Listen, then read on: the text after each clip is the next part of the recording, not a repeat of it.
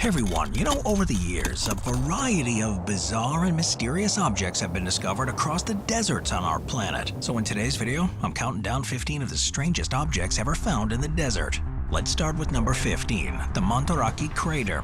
So the Monturaqui Crater is located in the Atacama Desert of northern Chile. It's a significant geological feature at an altitude of about 11,500 feet, or about 3,500 meters. This impact crater, measuring around 1,500 feet or 460 meters in diameter and about 112 feet or 34 meters deep, was formed around 660,000 years ago by a meteorite approximately 33 feet or 10 meters in diameter. The crater remains well preserved due to the desert's conditions and minimal vegetation, making it ideal for scientific study. Researchers study Monturaqui to understand impact processes and subsequent geological changes. The crater's raised rim and central depression formed by the meteorite's collision, which vaporized and melted the rock, often resemble alien landscapes, making them perfect backdrops for movie sets on other planets. In the Tunisian desert, you can visit iconic locations from the Star Wars saga, particularly the original and prequel trilogies. These sets represent the fictional planet Tatooine, home to characters like Luke and Anakin Skywalker. The locations around Mamata, Tozur, and Nefta offer a glimpse into the film's legacy and their impact on pop culture and the local landscape.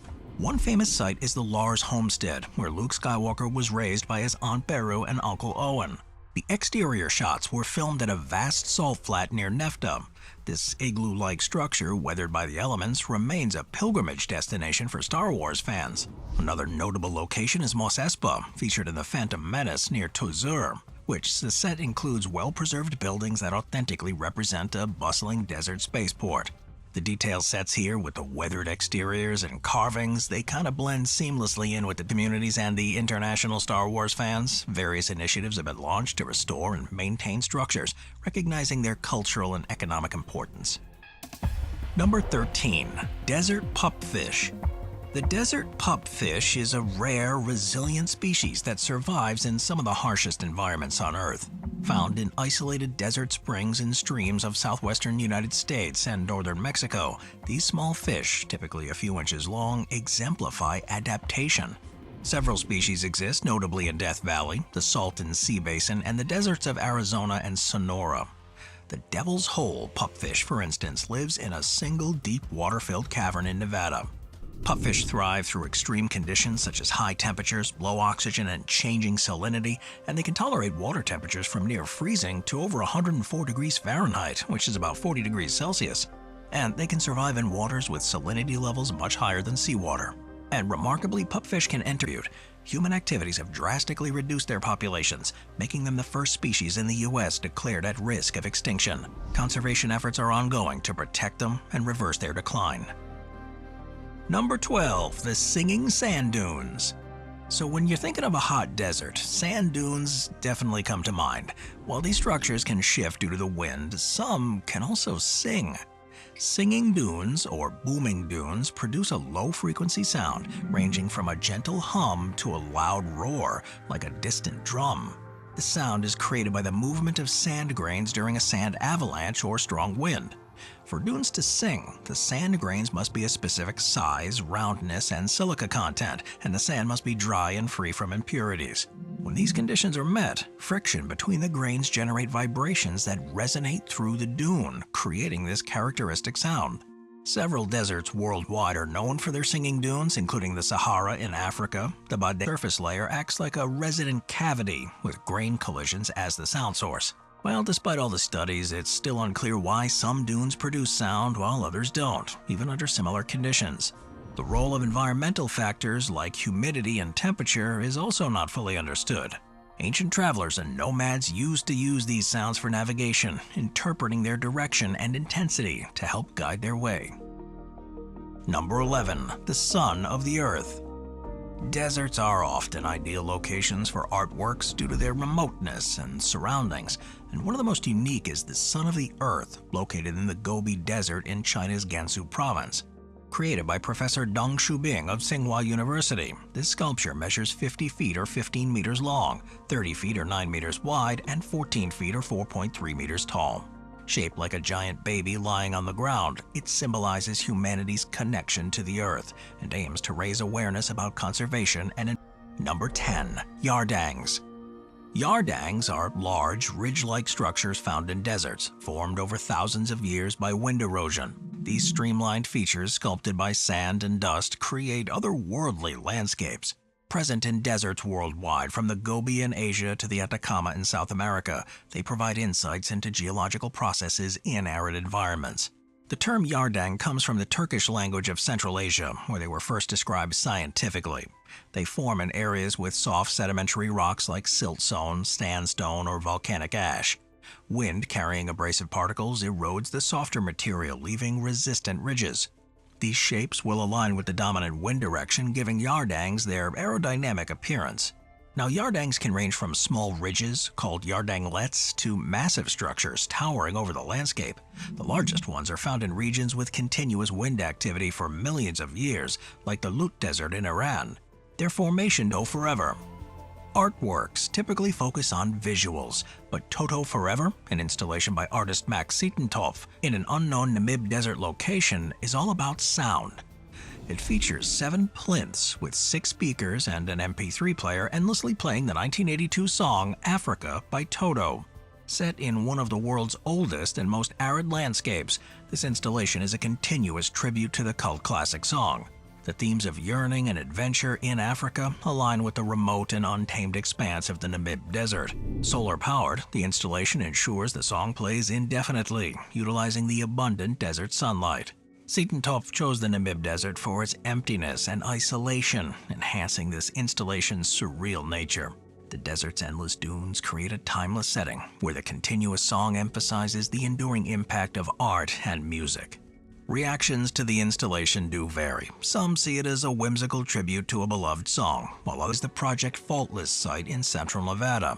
Located about 28 miles or 45 kilometers north of Warm Springs, this site was the location of an underground nuclear test on January 19, 1968. The test, named Project Faultless, was part of a series to evaluate the feasibility and effects of underground nuclear detonations. Conducted by the United States Atomic Energy Commission, Project Faultless aimed to investigate the geological and environmental impacts of underground nuclear explosions. This was crucial during the Cold War for understanding seismic effects and potential fault movements caused by such detonations. This test involved detonating a nuclear device with a yield of approximately 1 megaton, placed in a shaft 3,200 feet or 975 meters deep. The explosion generated a seismic event with a magnitude of 6.3, creating a large subsidence crater 1,200 feet in diameter and 25 feet deep.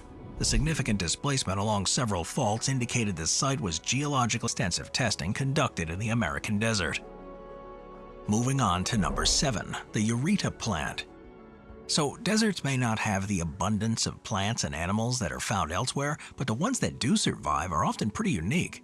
The Eureka plant, native to the high-altitude regions of the Atacama Desert in Chile and surrounding areas, is one such example. Recognizable by its dense, cushion-like form that hugs the ground, this plant creates a green carpet over rocky terrain. This moss-like carpet appearance helps it retain warmth and moisture, crucial for survival in these conditions. It only grows about 2/3 of an inch, or about 1.5 centimeters per year, and some of the plants are over 3,000 years old, making them among the oldest living organisms on Earth.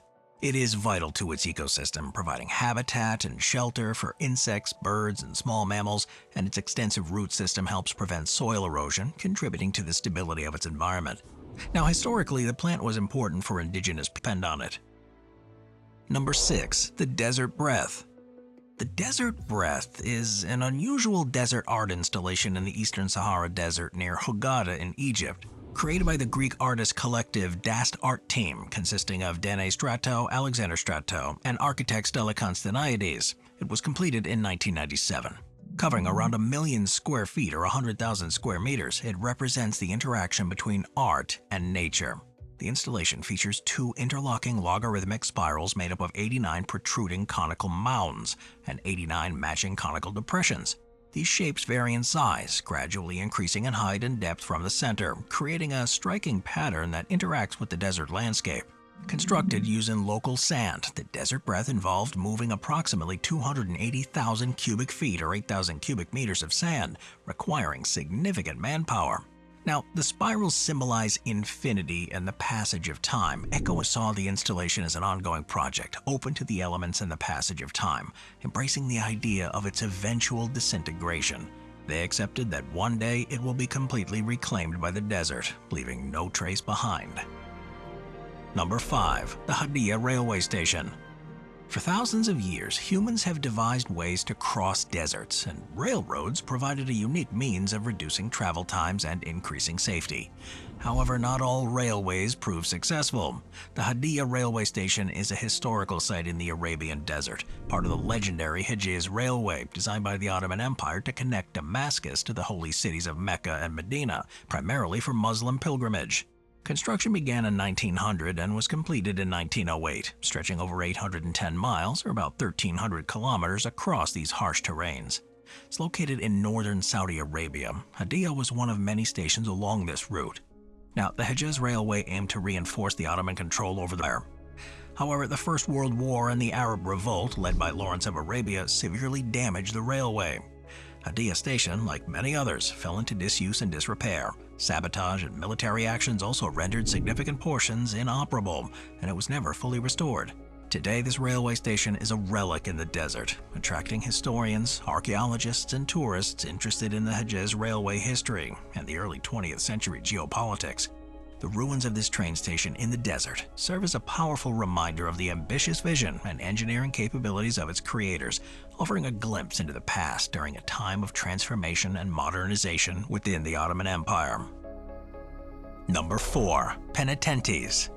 Non-polar deserts are typically thought of as hot and dry, duh. But high-altitude regions of the Atacama Desert in South America reveal some surprising phenomena.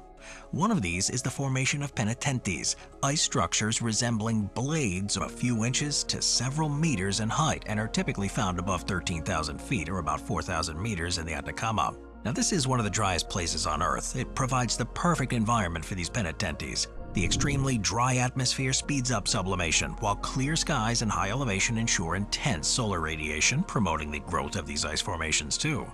Similar structures might even exist on Jupiter's moon Europa and Saturn's moon Enceladus, driven by comparable sublimation processes. Now, studying these things on Earth offers valuable insights into extraterrestrial ice dynamics, highlighting this desert's otherworldly nature. Scientists frequently visit the Atacama to study these penitentes, measuring their size, shape, and growth rates, and monitoring these environmental conditions. These studies will enhance our understanding of how climate and atmospheric conditions influence ice dynamics in extreme environments. Number 3. The Dabous Giraffes. The Dabous giraffes, found in the Tenere Desert of Niger, about 18 feet or 5.4 meters in height, making it one of the largest known rock art representations in the world. The giraffes are significant for their detail and the technique that was used to create them. The carvings were made using a technique called pecking, where the rock surface is chipped away with a hard tool. This method requires significant time and effort, indicating that the creators were highly skilled and dedicated. These carvings not only showcase their artistic skill, but provide insights into the Sahara's ecological and cultural landscape thousands of years ago. The presence of giraffes suggests much greener and habitable environments compared to today's arid desert. These giraffes hold symbolic importance in many African cultures, representing grace, peace, and intuition. Their depiction in such elaborate carvings suggests that they held significant cultural and spiritual value to the people who created these petroglyphs. Efforts have definitely been made to preserve these giraffes from environmental degradation and human activity. The Bradshaw Foundation, in collaboration with local authorities, glimpse into one of the 20th century's most significant weapon systems and the complexities of nuclear deterrence. Housed in the former 571-7 Titan II missile site, the museum is a part of a network of 54 silos operational from 1963 to 1987. The Titan II missile, the largest ICBM ever deployed by the U.S., stood 103 feet or 31.3 meters tall and could deliver a 9-megaton nuclear warhead over 5,500 miles or 8,800 kilometers in less than 30 minutes. Visitors take guided tours of the site, including a descent into the underground silo housing the inert Titan II missile. The tour also features the Launch Control Center, preserved in its original state with consoles and equipment used by missile crews who worked in shifts around the clock. A highlight of the tour is a simulated launch sequence where visitors follow the actual procedures used to launch the missile, including turning the launch keys. The museum also hosts exhibits detailing the history of the Titan II program and Newtonium. Spanning about 25 miles or 40 kilometers in diameter, this circular feature is visible from space and has puzzled scientists regarding its formation. Initially thought to be a meteor impact site due to its shape, further studies disproved this theory. The current belief is that it's a deeply eroded geological dome made of sedimentary rock layers, including quartzite, volcanic rock, and carbonatite, exposed by erosion over millions of years. Around 100 million years ago during the Cretaceous period, magma intruded into the Earth's crust in this region, lifting the sedimentary rock to form a dome. Over time, wind and water erosion wore away the softer rock layers, leaving behind harder rock in concentric circles, creating this bullseye pattern that you see. The structure's symmetry has led to speculation about human or extraterrestrial influences, but no evidence supports these claims. Its regular concentric rings are likely due to uniform erosion and the original dome shape. The reshot structure is a focal point for geologists have also been inspired by the structure.